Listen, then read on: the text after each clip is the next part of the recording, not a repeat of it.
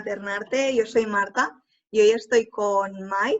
Para quien para quien no conozcáis a Mai, me gustaría que se presentara y deciros que está disponible en La Hora de Maternarte en YouTube, en Instagram y en Spotify también, por si nos queréis escuchar.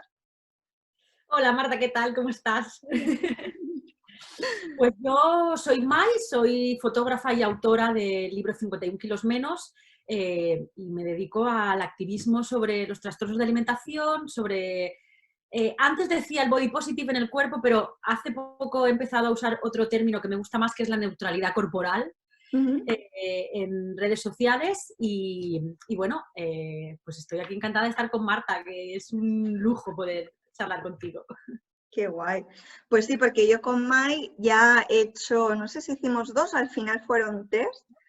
Creo que 2. Hicimos 2 y nos quedamos ahí como a punto del tercero. Hicimos 2 talleres que se titulaban ¿Qué hago con mis emociones? Por eso que ella explica, ¿no? De más del activismo relacionado con los trastornos de la conducta alimentaria, cómo está relacionado eso no solo con la alimentación, sino con las emociones, ¿no? Y era en alguno de esos talleres que ya poníamos como algún ejemplo, como para que la gente se pudiera identificar y que pudiera como reflexionar acerca de si ellos tenían como, bueno, experiencias similares, ¿no? Y tú contabas alguna de ellas.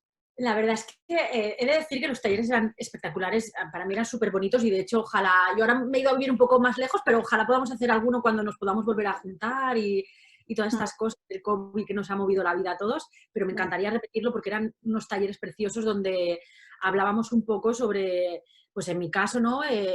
Pues mi origen del trastorno de alimentación, todo y que no sé cuál es el origen exacto, sí que tengo recuerdos pues muy claros, ¿no? De cómo comienza o de cómo esto se presenta en mi vida y tal. Y eran talleres preciosos, la verdad es que se generaba una cosa súper bonita con mujeres que se abrían y mujeres que hacían el camino hacia adentro, porque no al final, esto es una cosa que yo pienso mucho, que nosotras hablamos mucho, ¿no? De todo esto, pero si el camino es hacia adentro, aunque no lo comuniques hacia afuera, a no ser que sea para pedir ayuda y todo esto que hablamos, pero que el camino hacia adentro pues también es muy importante. Entonces eran talleres preciosos, Marta, yo los echo de menos. Ya. Lo presencial ha pasado como a un segundo plano, a ver si bueno, podemos como volver. Y es verdad, porque en el grupo al final, aunque tú no hables, estás escuchando. Y lo que estás escuchando que cuenta la otra, pues a ti te resuena y te remueve. Y lo que decías antes, May, del origen, me parece como guay, como matizarlo, porque muchas veces siempre es como, cuando se habla de infancia, es como quiero conocer cuál fue el motivo, cuál fue la causa, ¿no? Como estoy como a lo mejor indagando o haciendo cursos o haciendo terapia propiamente, como buscando ahí cuál fue el momento. Y en el caso de los trastornos de la conducta alimentaria y de muchas otras cosas es multicausal, o sea, es como una suma de pequeñitas cosas, pero donde la infancia también, como es el primer escenario donde tenemos relaciones, pues ahí también es un escenario influyente, vaya. La verdad es que esto que dices es súper interesante, Marta, porque lo de la multifactoriedad de los trastornos, ¿no? En mi caso, que es el trastorno de alimentación y la dismorfia, uno siempre, a mí me preguntan, ¿no? A menudo, ¿cómo se desencadena esto? ¿Qué es lo primero no, o sea, yo tengo el recuerdo, que esto es un poco también para empezar a hablar de lo que queríamos hablar, yo tengo el recuerdo del primer atracón de comida, no sé si el primero, pero de los primeros, y fue con 8 años, y fue como una medida de supervivencia, porque en el cole me hacían bullying, yo sabía que si me dolía la tripa, no iba al cole, o sea, mis padres me decían, pues te puedes quedar en casa, entonces yo la única forma que sabía de provocarme esto, digamos, era comiendo mucho. Yo comía mucho, tenía dolor de tripa y mis padres me decían, no hace falta que vayas al cole. Entonces, para mí, en este caso, yo lo asocio a esto, pero seguramente hay muchas cosas detrás que he ido como tocando, ¿no? En terapia también, o que hemos ido acercándonos, pero hay muchas cosas, porque otra persona diría, ¿y por qué comer compulsivamente? ¿No? Ante una situación así, hay gente que niños que se vuelven agresivos frente al bullying, niños que se vuelven más introvertidos, ¿no? O sea, ¿qué es lo que hace? Pues yo me imagino, esto no lo sé, Marta, a lo mejor tú me lo puedes decir, ¿no? Que hay como no sé si esto existe tampoco, como una, ¿cómo lo llamaría? ¿No? Como una predisposición emocional que va pues intrínseca en el carácter del niño, ¿no? Entonces, igual mi carácter fue más hacia esto y algunos inputs, ¿no?, que yo recibí sobre la comida, que pues por la violencia, ¿no? O sea, quizá otro niño se hubiera revuelto si en su casa hubiera visto que la violencia, una actitud un poco pues, más superior es lo que, no sé, en mi caso fue la comida por varias cosas, ¿no? Porque, bueno, pues culturalmente, pues en mi casa siempre se ha comido mucho, ¿no? Este tipo de cosas. Pero me imagino que es una cosa como multifactorial lo que te hace llevar o sea, que tu mecanismo de defensa sea este. Exacto, habéis dicho como palabras importantes, ¿no? Supervivencia, mecanismo de defensa, y que me hacía pensar en cómo, no por simplificarlo porque es algo complejo, ¿no? Pero para entendernos, es como hay diferentes maneras de la gestión emocional, ¿no? Seguro que conoces personas que las emociones como que le desbordan, ¿no? Que es como, uff, ¿no? Y personas que no contactan, ¿no? Como más hacia afuera, más hacia adentro, que somos como más externalizantes o más inhibidos. Y entonces luego la parte de supervivencia, que es como al final la comida fue un recurso, quizás a lo mejor de esa parte que dices como más hacia adentro, inhibida, pues de no contactar con cosas que estaban pasando alrededor, ¿no? Entonces, pues tú has tenido como ese recurso de supervivencia que tiene que verse así para a veces como reconciliarse un poco, pero para eso es como, necesitamos como un proceso porque al principio estamos enfadadas porque hay un malestar y porque no sabemos por qué nos sentimos así, pero la palabra supervivencia es importante porque era como, es la única manera que tengo, que he encontrado para sobrevivir a esta situación, que pueden ser situaciones que a veces, relacionadas con lo que decíamos de un hecho, ¿no? Pues son situaciones que a lo mejor son como muy sutiles, pues ha nacido un hermano, o nos hemos mudado de sitio, o he pasado de ver cada día a mi padre que ahora trabaja, ¿no? Cositas que afectan como a la relación de manera muy sutil, que a nosotras como que vamos creciendo nos remueven y tenemos que encontrar alguna manera de sostenernos si no hay un apoyo como relacional en ese sentido. Hombre, esto que dices es importantísimo. También es cierto que yo empecé a darme cuenta de todo esto haciendo el camino hacia adentro. O sea, no solo hacia adentro, viajando, por decirlo, por llamarlo de alguna manera, hacia los momentos más críticos, ¿no?, de mi trastorno de alimentación, porque al final, pues con 18, 19 años, pues pasé una época muy crítica, pues con 15 otra, con 23 otra. Entonces, ya no es viajar solo hasta aquí, porque claro, por ejemplo, a mí me ocurre, yo tuve una recaída, por llamarlo de una manera, porque a mí, sabes que esto lo hemos hablado muchas veces, los términos recaída y todas estas cosas como que me chirrían un poco, pero yo pasé una época muy, muy mala con esto cuando falleció mi padre. ¿Por qué? Otra vez. Porque era mi forma de supervivencia, era cómo yo había aprendido a relacionarme, cómo con la comida, con mis emociones incluso, ¿no? En mi casa ocurría que mis padres trabajaban mucho y por circunstancias yo pasaba tiempo sola, vivía en la montaña además, el invierno era sin niños, verano pues todo el vecindario, o sea, la gente subía. Entonces yo aprendí mucho a que no porque mis padres me lo inculcaran, ¿eh? O sea, en mi casa hemos hablado mucho del amor y hemos hablado mucho, moderado, mucho no, de las emociones, pero yo sentía que mis emociones no valían, ¿no? Porque había problemas más importantes en casa, ¿no? A lo mejor problemas económicos o problemas, algún tipo de problema que yo hacía que sintiera que mis problemas no importaban. Por lo tanto, esto luego, ya no solo en el trastorno de alimentación, esto ha seguido en el tiempo. Yo he tardado mucho en ser capaz de comunicar a mis amigas, a mi pareja, a mis amigos, a la gente que quiero, al fin y al cabo, cómo me siento. Y yo sé que esto viene como mecanismo de defensa para no molestar en casa, ¿no? Porque mis padres tienen un problema más grave, o sea, una emoción... Exacto. Digo, incluso, y a lo mejor no te decían que lo tuyo no era importante, pero imagínate Jamás me lo han dicho. Por eso, que al final no está ahí, pero son como pequeñas sutilezas, a lo mejor, imagínate que están hablando, porque había pues problemas graves, yo qué sé, pues cuando los padres están hablando de facturas, cosas económicas, llegamos a fin de mes, y es como, no, ahora vete, que estamos hablando, que cosas de adultos, ¿no? Y tú dices, a ver, yo formo parte de esta familia o no formo parte, ¿no? Aquí no puedo estar incluida, no puedo formar parte, que al final el formar parte va ligado un poco a lo que decías como de la soledad, ¿no? En muchos momentos ya te digo, son como situaciones que vivimos todos, pero que el poder de la palabra, el poder del lenguaje, pues hace mucho, ¿no? Esto es, vamos, mira, yo esto lo pienso muchas veces, ¿no? A mí hay una cosa que siempre me ha dado mucho miedo a la maternidad, y me sigue dando miedo, ¿eh? Pero ahora lo veo de otra forma, porque por no convertirme en mis padres, que esto es una cosa que creo que nos sucede a todos, a todos los adultos que hemos decidido mirar un poco hacia atrás, o bueno, o cómo nos hemos educado, ¿no? ¿Por qué respondemos? ¿Por qué tenemos diferentes conductas respecto a cómo nos han educado o a cómo hemos crecido? Entonces, yo recuerdo que me daba mucho miedo esto, la maternidad, una de las cosas que me daba miedo era por no convertirme en mi madre, al fin y al cabo.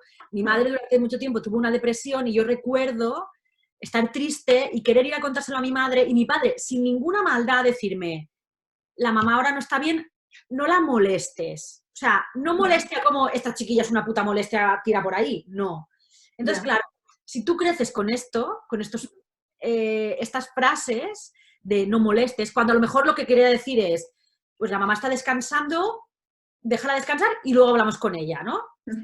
Pues a mí me decían, no molestes, entonces, claro, yo sentía que molestaba. Era una niña pequeña, yo no sabía interpretar lo que me decían, era literal, no molestes. Entonces, claro, yo sentía que molestaba. Claro, ¿esto qué pasa? Que con el tiempo lo que me ha hecho es, esto lo he como visto con el tiempo, ¿no? Al final lo que yo aprendí a hacer era a comerme literal las emociones. Porque no las digas porque molestan, aunque no les hubiera molestado. O sea, yo, mira, cuando presenté el libro, esto es una cosa que a mí me gusta mucho pensar ahora y contar, ¿no? Mi madre falleció hace un año, y yo estoy muy contenta de haber podido hablar de estos temas con ella de ahora, ¿no? Desde la publicación del libro hasta que ella falleció, que pasaron 6 meses más o menos, poder hablar con ella de cómo me sentía. Y en la presentación del libro, mi madre me preguntó, delante de todos, ¿por qué no nos lo contaste? ¿No? ¿Qué hicimos mal? ¿O qué es lo que pasó para que tú no nos lo contaras? Y yo me acuerdo que le dije, yo no sabía explicarme y vosotros no sabíais entenderme. Entonces, claro, ¿de quién es la culpa, no? Es que muchas veces me preguntan, es que la culpa de esto es de mis padres. Mira, Mari, tus padres hicieron lo que pudieron. Es que yo sé que mis padres hicieron lo que pudieron. Lo bueno de esto que es que nosotros ya tenemos otras herramientas y otra forma de ver, ¿no? Cómo le hablamos a los niños para que esto no ocurra. Entonces, hace poco, mira, perdona, que te digo esto súper rápido. Hace poquito mi sobrino me preguntó por qué no comía carne. Entonces, aquí hay varias formas de abordar esto, ¿no? Entonces, decidí explicárselo desde pensando mucho en lo que le decía, las palabras que usaba, para que no lo recibiera como un no come porque no quiere o no come por, yo qué sé, por cualquier cosa, ¿no? Entonces, haciéndole esta explicación, me di cuenta que yo no me convertiría nunca en mi madre, porque ya hay todo un camino de conciencia o de intentar aprender a comunicarme con las personas más pequeñas, más jóvenes, que ya me separa de este miedo, ¿no? Y esa parte que decías, ¿no? De cuando presentas el libro y la pregunta, ¿no? De qué hicimos mal. Claro, entiendo que para una madre al final, pues quiere ver a su hija que está bien, ¿no? Y entonces un poco a lo mejor pues alargando y como esa creencia o eso que ocurría como en tu familia que hablabas antes, de pues si mamá ahora está descansando, no molestemos, pero a lo mejor a veces no contamos por no preocupar, por no molestar, claro. Y eso se queda ahí guardado hasta que nos damos cuenta y decimos, oye, pues voy a poder hablar de esto y fue una oportunidad para reparar y hacerlo distinto, ¿no? Porque muchas veces es como, ojo, maternidad pues perfecta o relaciones perfectas, ¿no? Pues nos hemos equivocado, hemos dicho como una mala palabra, hay malentendidos, nos malinterpretamos, pero el espacio, ¿no? Para poder reparar, que es lo importante. Mira, el otro día vi un meme que me gustó mucho que ponía, era algo como, si te tengo que decir lo que quiero, ya no lo quiero. Y abajo, como un post-it que ponía, sí, y estaba tachado, si te tengo que decir, ponía, si te tengo que decir, ya no lo quiero, estaba tachado. Y ponía, te lo diré porque tú no sabes leerme la mente. Entonces, yo leí este post y dije, esto puede ser extrapolado a las relaciones afectivas, de amigas, de parejas, con los padres. Entonces, claro, yo pienso en lo complicado y en lo sencillo, ¿no? O sea, ¿cuál es el camino? Comunícate. Pero esto es muy complejo porque yo con 9 años me quería comunicar, pero tampoco tenía todas las herramientas para comunicarme, ¿no? Claro. Entonces, creo que es importante asumir esto, que si tú quieres comunicarte, no esperes que nadie te lea la mente, que lo mejor que puedes hacer es comunicarlo, desde la empatía, el respeto, el amor, todo esto, ¿no? Pero comunícalo, e incluso con tus padres, ¿eh? Y con tus padres de adulta. O sea, hay chicas que me escriben y me dicen, ¿cómo digo que tengo un trastorno de alimentación en mi casa? Y suena a como un consejo baratísimo, pero es dilo. O sea, contra más trates de... o sea, comunícalo para que la otra persona lo pueda entender, sin más. O sea, esto es lo que yo diría. Claro, y habrá espacios seguramente que intuyamos cómo lo van a poder sostener o no. A lo mejor es más fácil pues empezar por una amiga que por los padres, ¿no? Es como ir viendo hacia dónde, pero como abriendo un poco el objetivo, ¿no? De estoy yo y esto se llega como súper oculto, vergüenza, entonces se hace como un poco más grande, ¿no? Entonces empieza por un sitio que sea como un poco mínimamente suficiente, seguro, ¿no? Y tranquilo para poder mostrarte. Y en ese mostrarte, que antes hablábamos como de la infancia y nos hemos ido yendo, ¿no? A la infancia, tú querías como también compartir algún ejemplo como para que nos entendieran claramente de lo que hablamos. Claro, mira, es lo que os explicaba, ¿no? De la forma de relacionarte con la comida o cómo... Esto hace un momentito lo hablamos con Marta, ¿no? Sobre yo el primer recuerdo que tengo, o de los primeros recuerdos que tengo de mi relación con la comida, no de cómo empecé a relacionarme con la comida al final, que en este caso es pues mi trastorno de alimentación es compulsiva, o sea, comedora compulsiva, era yo tener un mal día en el cole. Pues me habían hecho bullying, yo fui a un cole donde me hacían mucho bullying y era un poco complejo y tal, y volver a casa y mi abuela decirme, no pasa nada, come y te calmarás. Claro, es que esto es una frase muy heavy, o sea, yo ahora la pienso, es como si alguien que está aprendiendo y que aún tiene la plasticidad del cerebro como por formar, le dices, ¿estás nervioso? Hazte una raya de cocaína y verás esto qué maravilla, cómo te vas a calmar. Entonces, claro, es una cosa con la que tú asumes que una persona, pues tu abuela, ¿no? Que te quiere bien. Claro, pues en ese momento, pues es cierto, mi abuela me hacía mi platito de lo que fuera y yo sentía el confort, el amor de mi abuela que había cocinado para mí. Claro. Incluso que a día de hoy, incluso la comida a lo mejor, pues a personas que ya no están dices, ay, pruebo esto y me transporta un poco a ese momento, ¿no? Y que puede ser como súper reparador y reconfortante, porque no me digas tú, cuando tienes frío, pues hacerte una infusioncita y demás, ¿no? La cosa es lo que hablábamos antes como del lenguaje, ¿no? De, pues está perfecto, si queremos pasar la tarde juntas y estoy triste, pues mira, pues nos preparamos esto y no sé qué, lo que sea. La cosa es el come y a lo mejor te sentirás mejor, ¿no? Es decir, pues ahí faltaba quizá la validación emocional porque casi ninguno de los que estamos aquí lo hemos aprendido estos de pequeños. Esto de la educación emocional ha sido ahora y yo hay cosas que aún estoy integrando, porque por ejemplo del no llores ya no me sale automático, pero hay muchas cosas como más sutiles, pues el muy bien, el pórtate bien, ¿no? Pues niña buena, niña mala. Esto nos ocurre también incluso pues en el feminismo o en un montón de campos en el que no hemos sido educados, ¿no?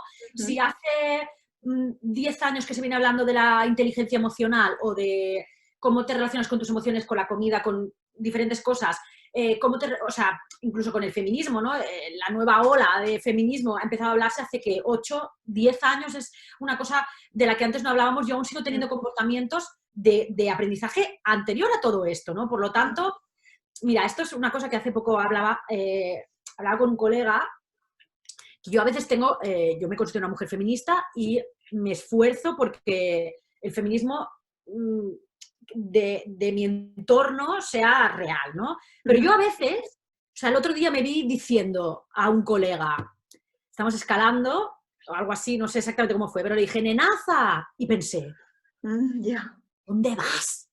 ¿Dónde vas diciéndole nenaza? O sea, quiero decir, claro, automáticamente me saltó una alarma, nenaza no es la expresión correcta, o sea, ¿qué sentido tiene que tú, Mai, que te revisas, que de repente utilice esta expresión, pero claro, que hay una cosa pues como de aprendizaje también, que es así y que hay que valorar el esfuerzo que hacemos cambiando todas estas cosas, que esto es una cosa que se nos olvida, que es todo lo lejos que hemos llegado ya, ¿no? La gente, mira, cuando alguien me dice, ¿cuál es el paso 1 para recuperarme de un trastorno de alimentación? Yo le digo, el paso 1 es esto que estás haciendo ya. El paso 1 es el tomar conciencia de lo que está sucediendo. Que parece como tonto y sacado de la película, pero al final siempre el primer paso es darse cuenta, ¿no? Que a veces es como, no, sí, pero de verdad, dime, no, es que dándote cuenta, porque muchas veces, precisamente con lo que has dicho de nenaza, ¿no? Hostia, qué vergüenza, si yo estoy ahora súper formada en esto, pues no miro lo que he dicho, ¿no? Entonces es como, vale, lo he dicho, ¿qué alternativa se me ocurre? ¿Cómo lo podría haber expresado? ¿Qué estaba queriendo decir, ¿no? Claro. ¿Para qué quería chinchar? Pues no sé, como el revisar como la expresión. Por eso te digo que, volviendo como al ejemplo también de la infancia y la alimentación, es como, está genial que acompañemos como ese reconfort, ya sea alimento, ya sea un té, ya sea una infusión, de la palabra, que también es acogedora y reconfortante, ¿no? Pues entiendo que estés triste, ¿no? Lo que te pasa en el cole, entiendo que estés triste, pues incluso igual estás enfadada porque no es justo lo que te están haciendo, ¿no? Y ahí a lo mejor, pues mira, pues la abuela te ha preparado tal, pero ya hemos dicho la verdad, ¿no? Ya hemos nombrado un poco lo que estaba pasando. Decir la verdad, esto es súper interesante, Marta, de hecho me encantaría hablar de esto un poco, pero quería ponerte, o sea, últimamente pienso mucho con lo de la neutralidad corporal, porque es una cosa que le doy muchas vueltas, y otra cosa que es cómo hemos demonizado, o mi entorno al menos, yo qué sé, no sé si esto ocurre, porque al final crees que tu entorno es la realidad y el entorno va, exacto, ¿no? El hambre emocional. Yo he dado talleres hablando del hambre emocional es lo peor, escucha tu hambre real, hambre fisiológica, hasta que me di cuenta. Y esto me di cuenta no hace mucho en un taller que di, preparando el taller dije, ¿qué estás diciendo? No, llamamos al hambre, o sea, se llama al hambre real, que es la fisiológica, hambre real, y el hambre emocional, como si las emociones fueran otra movida. Entonces, claro, yo me di cuenta que el hambre real son las dos. Una es fisiológica, porque responde a me ruge el estómago, tengo hambre, es hambre, y la otra responde a una emoción. Pero es que esa emoción es real. Claro. No puedes llamar al hambre emocional que no es real, porque invalidas las emociones que te llevan a comer de esa manera, a comer o a relacionarte con la comida de esa manera. Y me di cuenta que el hambre emocional no es algo malo. Para mí no es algo malo. O sea, quiero decir, es algo malo cuando el uso que le das es para no sentir emociones, por ejemplo, ¿no? Claro, que hablábamos del recurso de supervivencia, pues a lo mejor lo he extendido como a otras áreas y ya no tengo otros recursos, pero lo que dices del que sea algo incluso positivo, con lo que decía antes, de pasas por algún sitio, de que están preparando comida y tal, y jolín, el olor, que además es como el olfato que nos conecta con esa parte emocional. ¿Cuál? Es como, ay, pues me apetecería un montón esto y me estoy nutriendo a nivel fisiológico mi hambre y mi saciedad, pero también me estoy nutriendo de esa emoción, porque me he acordado de ese olor que era de la panadería, de mi pueblo, de tal. Es que esto, justo también creo que es un poco lo que hablamos antes, ¿no? Al final, creo que el hambre emocional, si es respondiendo, esto es un debate que me gustaría alargar. Quizá podríamos hacer un directo hablando de esto en mi canal, porque creo que es interesante. Cuando el hambre emocional es mala, ya sabes, ¿no? Cuando tú esto lo haces con alimentos ultraprocesados, por decir una manera, ¿no? Con lo que se supone que es un mal alimento. Entonces ese hambre emocional está mal. Pero si tú sientes amor, porque un día resulta que pasas por un sitio y huele a la escudella o a la sopa que hacía tu abuela y dices, madre mía, ¿esto qué es? Me comía un tazón de caldo ahora mismo, un litro de caldo me comía. Esto no está mal, ¿no? Porque te lleva un recuerdo bonito, porque te lleva un... Sin embargo, si tú esto mismo te sucede con un donut porque pasas a panadería, hueles a donut y dices, oh, es que me comía un donut. Quizá es más fácil calificar esa hambre de hambre emocional mala, porque el producto que estás comiendo representa que no es bueno, claro, que no con la sopa, ¿no?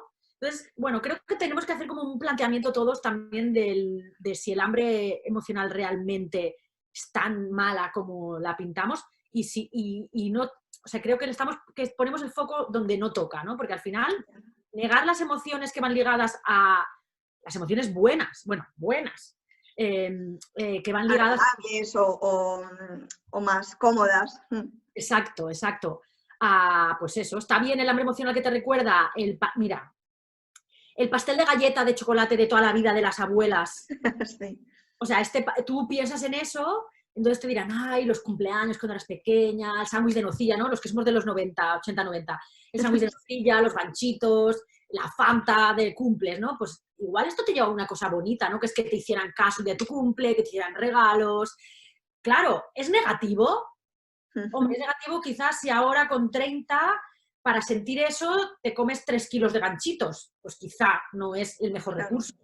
Pero que tú comas algo para que te lleve una emoción bonita, que te hace sentir bien.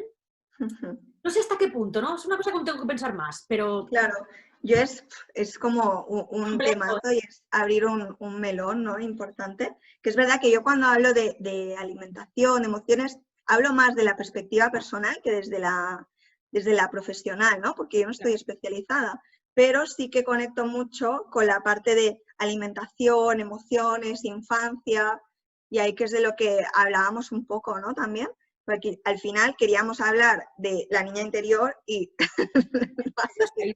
Bueno, o sea, claro, al final todo esto viene dado por lo mismo, o sea, realmente creo que está un poco todo relacionado porque yo soy la adulta que era de niña, o sea, quiero decir, lo que he gestionado siendo de niña me ha convertido en la adulta que soy ahora. Si antes te explicaba, para mí, en mi casa, por ejemplo, con mi abuela, ¿no? Que era mi cuidadora principal, porque mis padres pues tenían trabajo y mi madre tuvo una depresión muy larga y tal y cual, entonces mi cuidadora principal era mi abuela. Entonces, mi abuela, como yo he estado a dieta desde los 8 años, porque ya tenía, con 8 años pesaba lo mismo que peso ahora con 32, entonces, toda la vida he estado como que me ha controlado mucho lo que comía, la restricción. Para mí la restricción es algo natural. Hoy hablaba con Albert y le decía que mi estado natural es tener hambre. O sea, yo el hambre, la sensación de hambre, la aguanto muchísimas horas porque es mi estado natural.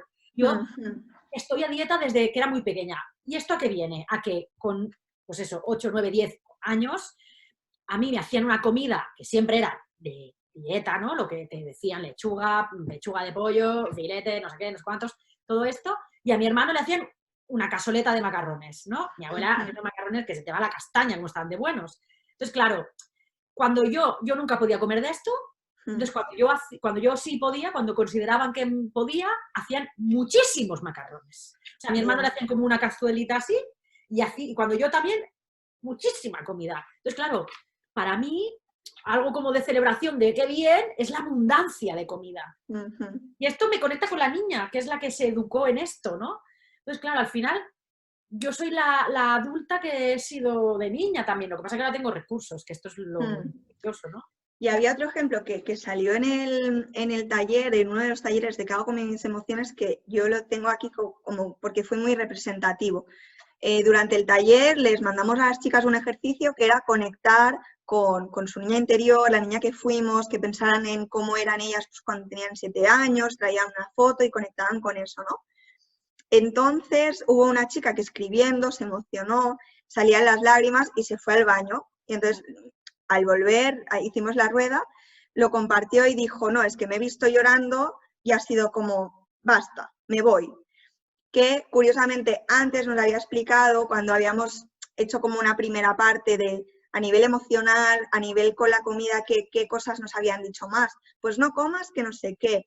O qué guapa que estás más delgada. Hicimos como un poco, ¿cómo se llama? Lluvia de ideas a nivel relacional en ese aspecto y ella había dado como una experiencia que su madre, pues cuando comían algún, no me acuerdo qué tipo de alimento ni nada, pero que siempre le decía, niña, basta, basta de comer, basta. Entonces, el conectar esa palabra que ella se estaba dando ahora mismo como para frenar su emoción, ¿no? El cómo estaba relacionada, que igual soy yo que soy muy así con las palabras, ¿no? Pero pensé, jolín, qué potente, porque justamente hace un rato estaba diciendo que para ella la palabra basta tenía mucha carga emocional por lo que representaba en esa escena y que ahora su diálogo, eso es lo importante, ¿no? Su diálogo, lo que decías tú de la niña que fui, la adulta que soy, cómo me estoy repitiendo aquellas cosas que me habían dicho y cuando me doy cuenta es como, uy, vale, que estoy como teniendo el mismo discurso, ¿no?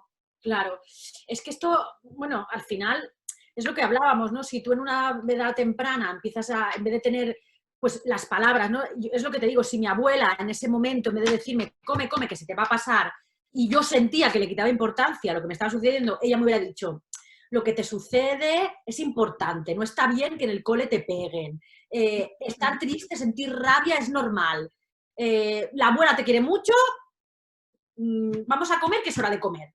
Claro, obviamente yo me imagino, que o sea, mi desarrollo con la comida hubiera sido otro, porque las palabras que tú estás recibiendo ya son otras, pero es que esto nos pasaba de pequeñas y nos pasa ahora. Yo también, a mí me pasa como tú, Marta, que yo creo que el léxico es importantísimo, importantísimo. Mira, yo el otro día me sucedió que fuimos al súper y vi a un niño pequeñito, pues no sé, yo sé muy mal ponerle la edad a los chiquillos, o sea, los niños de la son una horquilla de 6 a 10, ¿no? O sea, de 4 a 17, Marta, yo qué sé, es que no, varemos muy mal la edad yo con los adolescentes, la gente pequeña. No sé, por cómo hablaba y tal, pues yo qué sé, entre 4 y 6 estaría ahí, ¿no? Para acotar un poco. Sí. Entonces el niño estaba como, no recuerdo qué era, pero tipo, dentro del súper y había un tío vivo de estos, ¿no? ¡Mira el tío vivo! Todo loco, pero desquició al chiquillo. Y yo me quedé como mirando la escena porque quería ver un poco la madre qué es lo que hacía, ¿no? Yo por suerte, que esto me está reconciliando con la maternidad, tengo amigas que están criando a los hijos desde un punto de vista que a mí me fascina. Me fascina. O sea, mi amiga Marta, otra Marta, que también hago algunos directos con ella, habla con sus hijos. O sea, tiene un Max que tiene 4 años, 3 años y poco. La otra hija es bebé y aún no, pero con Max habla. Es que me fascino porque hable como con él, ¿no? Y le razone y tal. Bueno, pues yo estaba ahí viendo la escena esta, así toda atenta, viendo cómo le hablaba, y la madre ignoraba al chiquillo del todo, hasta que no pudo. Yo le vi cómo la mujer le cambió la cara y cogió al chiquillo y lo zarandeó ahí, así. ¡O paras o no vamos a ir nunca! Así, gritando en medio del súper. Y yo me quedé horrorizada. Claro, aquí me suceden 2 cosas. Uno, no puedo juzgar a la madre, porque yo no sé ese chiquillo cómo de mida le tiene cogida, ni cómo, ni claro, nada. está viendo como un trocito pequeño, pero sin duda alguna... La relación que tienen ellos. Pero a mí me horrorizó porque pensé, madre mía, este chiquillo, ¿qué va a sacar, no?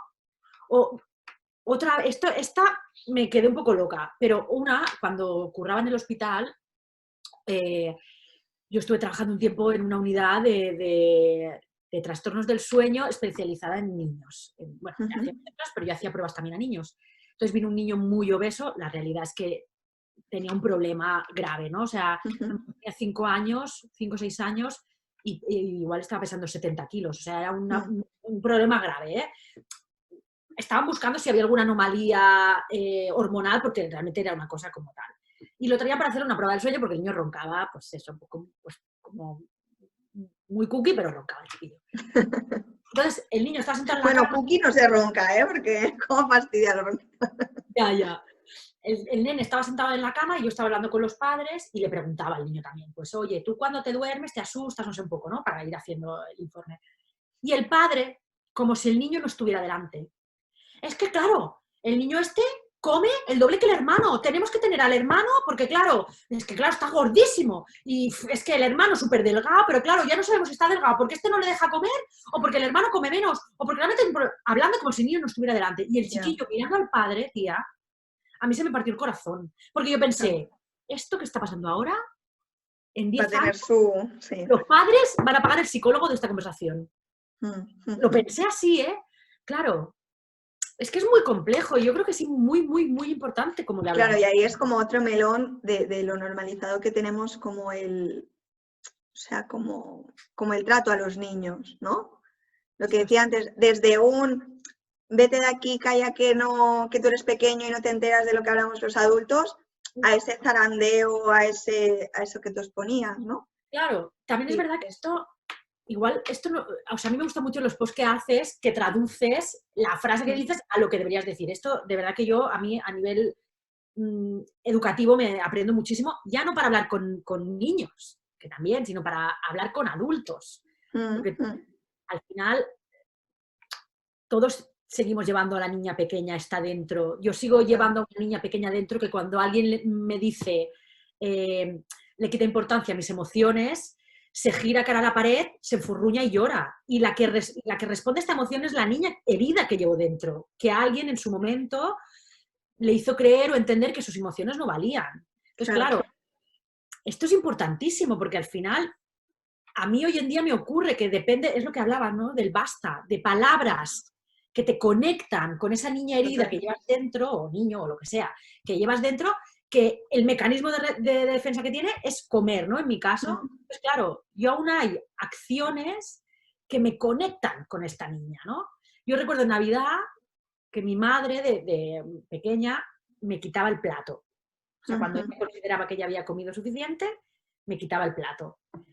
Esto de adulta, hace 3 años, un día mi madre me quitó el plato de delante. A mí me sobrevino todo aquel día. Claro. Me sobrevino todo. O sea, me vi a mí, adulta de 30 años, en una mesa y mi madre desacreditándome, quitándome el plato. Porque de pequeña, pues como que lo puedes hacer porque lo que tú comes depende de tus padres, ¿no? De adulta, tía, fue como mi herida. O sea, mi herida es esta. Pasa por esto también. Total, y que a veces, y ya para acabar, ¿no? Lo que dices de la herida, muchas veces es como, como he visto esto, ya está, ¿no? Y evidentemente, cuando alguien tenga esa acción sobre ti, sobre tu plato, te va a conectar, lo que a lo mejor ya no va a ser la reacción que normalmente hacías, a lo mejor de, pues, me he generado como un malestar, luego voy a comer o me quedo como luego el día rara, sino que ya lo vas como a trascender o a transitar de otra manera, ¿no? Pero que el hecho de que te quiten el plato para ti tiene una importancia. Muchas veces es como, como mi herida es esta, ahora estas cosas ya no me afectan. No nos convertimos en robots, sino que al final la herida es un poco cicatriz y la piel que tiene una cicatriz no es como una piel nueva, es como, estas experiencias me han dejado como un poco de sensibilidad. Claro. Entonces, bueno, también es importante eso, ¿no? Que muchas veces hay como la expectativa de, y cuando sepa y llegue como a este punto, ya está. No, va a estar ahí porque no podemos borrar, porque forma parte de que tu forma historia, la parte. Pero ya no es una reacción que sale como desde la herida, desde la emoción, sino una respuesta. Uy, mira, me he dado cuenta de esto. Bueno, pues sigo aquí, ¿no? Exacto. ¡Qué maravilla, Marta! Pues nada, Maya, ha sido un placer. Contigo siempre. Sí, a mí igual, me estaría como más rato. Pero claro, los encuentros de la hora de maternarte es para no saturar y que al menos de las cosas que hemos podido hablar, que no son verdades absolutas ningunas, pero que algunas puedan resonar, se puedan sentir identificadas y que se lleven como alguna cosa. Así que lo hacemos así breve. No sé si quieres decir algo para terminar. Bueno, gracias por este espacio tan bonito que creas, Marta. La verdad es que es una suerte poder hablar así. Y una suerte tú y una suerte poder hablar así en estos espacios que todas creemos que lo que nos ocurre solo nos ocurre a nosotras y luego hay muchísimas personas, muchísimas mujeres con las que conectas a nivel emocional por sus vivencias. Así que gracias, que eso puedo darte las gracias por crear estos espacios. Gracias a ti por venir. Chao.